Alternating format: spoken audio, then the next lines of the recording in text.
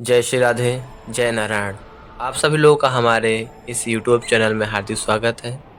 आज हम लोग यहाँ पे विशेष चर्चाएं करेंगे। हमारे जीवन को सरल बनाने के लिए, हमारे शरीर को, हमारे स्वास्थ्य को अच्छा रखने के लिए जानते हैं हम लोग कि योग महत्वपूर्ण है।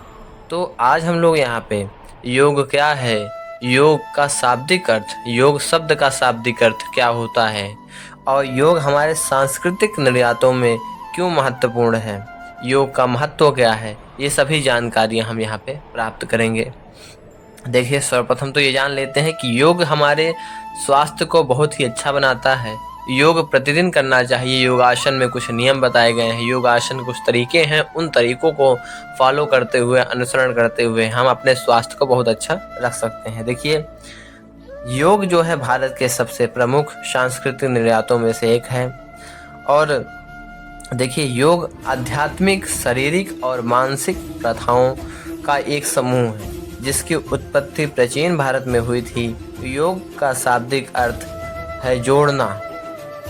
योग शारीरिक व्यायाम, शारीरिक मुद्रा, आसन, ध्यान, सांस लेने की तकनीकों और व्यायाम को जोड़ता है। इस शब्द का अर्थ ही योग या भौतिक का स्वयं के भीतर आध्यात्मिक के साथ मिलन है।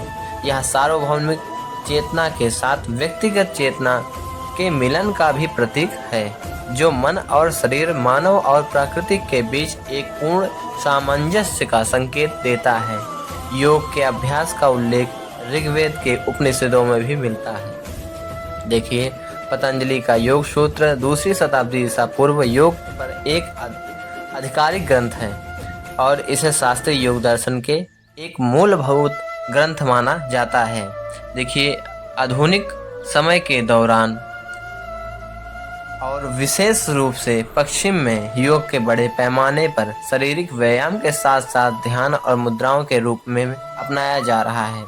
देखिए, योग के उत्पत्ति का जो निश्चित समय है, उस अवधि पर विशेष अभी जानकारी प्राप्त नहीं हो पाई, परंतु कुछ शोधकर्ताओं का मानना है कि इसकी उत्पत्ति सिंधु घाटी सभ्यता की अवधि के दौरान हुई। कुछ का कहना है कि योग पूर्वी भारत में पूर्व वैदिक युग से उत्पन्न हुआ था। कुछ विशेषज्ञों का मानना है कि इसकी उत्पत्ति वैदिक युग में हुई थी। फिर भी अन्य लोग श्रवण परंपराओं की ओर इशारा करते हैं। देखो, प्रारंभिक बौद्ध ग्रंथों, मध्य उपनिषदों, भागवत गीता आदि में योग की व्यवस्थित व्याख्या की गई है।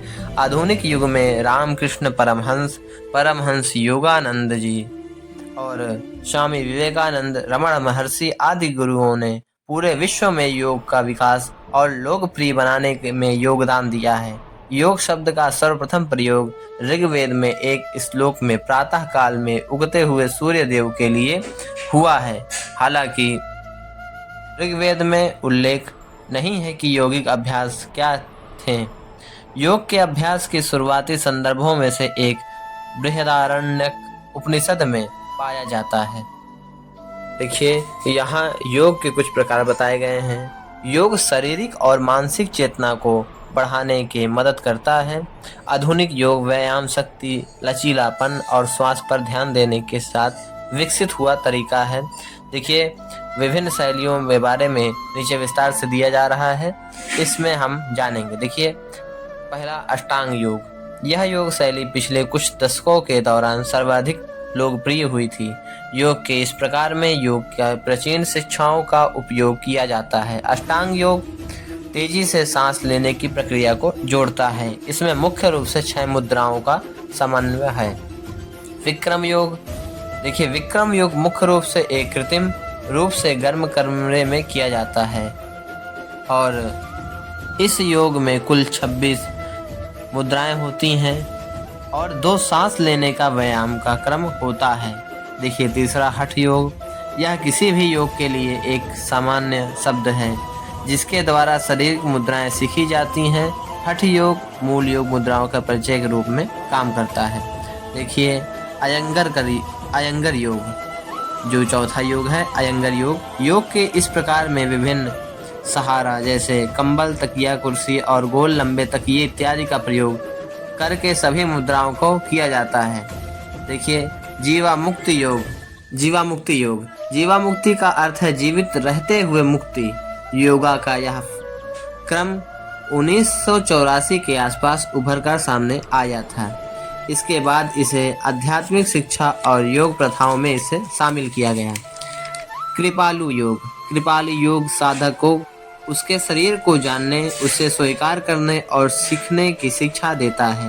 कृपालु योग के साधक आवक देखकर अपने स्तर का अभ्यास करना सीखते हैं।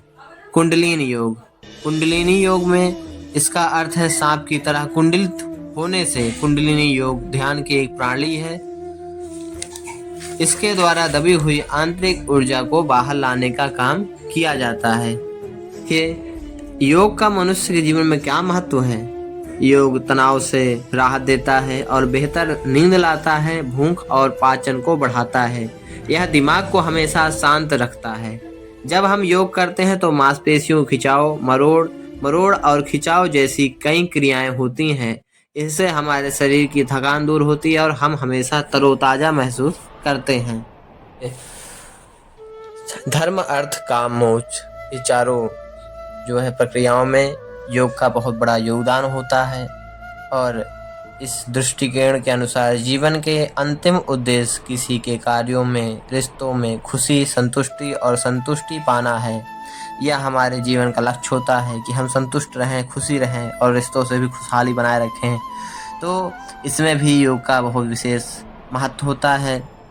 और योग से हम अपने मन को काबू में कर सकते हैं। इंद्रियों को, शरीर और आत्मा को नियंत्रित करने में भी मदद करती है यह योग हमारा।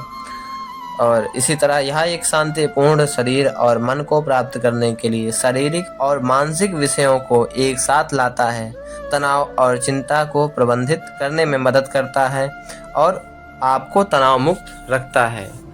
योग का हमारे जीवन में बहुत बड़ा महत्व है, इसलिए हमें योग अभ्यास, योगासन प्रतिदिन करना चाहिए। जय श्री राधे, जय नारायण।